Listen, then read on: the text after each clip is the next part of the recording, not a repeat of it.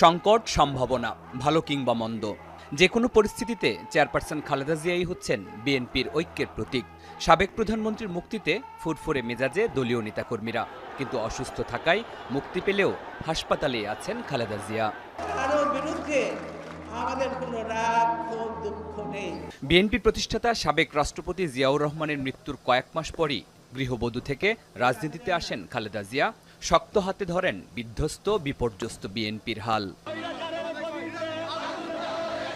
রাজপথে থেকেছেন, গ্রামেগঞ্জে ঘুরেছেন, ৯০-এর উত্তাল দিনগুলোতে শেকল ভাঙার মন্ত্র শিখিয়েছেন।